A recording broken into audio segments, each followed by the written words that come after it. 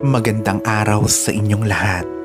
Ako po ang inyong kalaurel na si Earthy at ngayong Pebrero, ibabahagi ko ang mga pinakaswerteng zodiac signs. At masasabi kong mukhang magiging mabuti ang buwan na ito para sa inyo.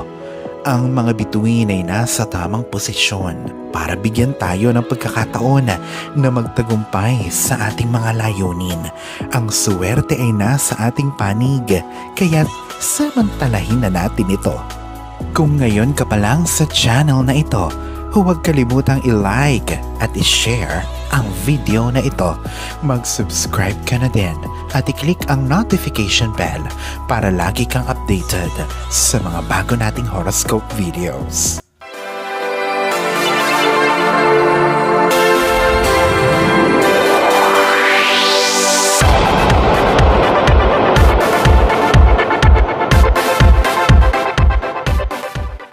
Taurus.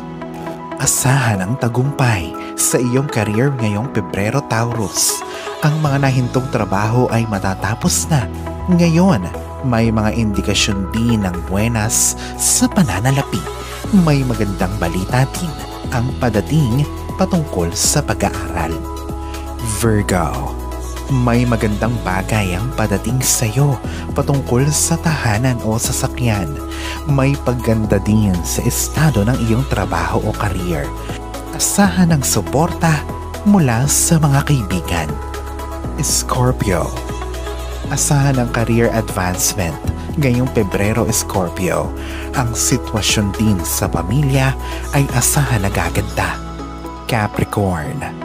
Ikaw ay makakatamo ng benepisyo mula sa mga maiikling travel. Ngayong Pebrero, madali at maayos din ang pasok ng pera sa iyo ngayon. Matatapos mo na din ng mabilis sa mga nakabinbing trabaho. At ang panglima, Pisces. Ang problema sa inyong pamilya o asawa ay mareresolbahan na ngayong Pebrero. Asahan na may magandang balita kang matatanggap patungkol sa trabaho mo ngayong Pebrero. Sa pagtatapos ng ating talakayan, naway nagustuhan ninyo ang inyong mga horoscope ngayong Pebrero. Taurus, Virgo, Scorpio, Capricorn at Pisces. Sana'y magpatuloy ang ating swerte at magbunga ang ating mga pagsisikap.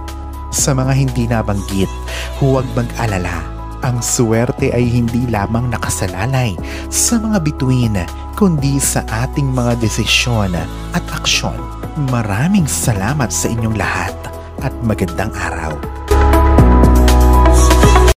Alalahanin na sa poong may kapal pa din, nagmumula ang lahat ng pagpapala, ang kasipagan at ang kabutihan sa ating kapwa, kasabay ng buo mong pananalig sa may kapal.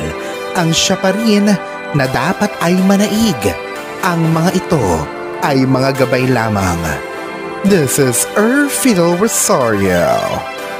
Thank you for watching.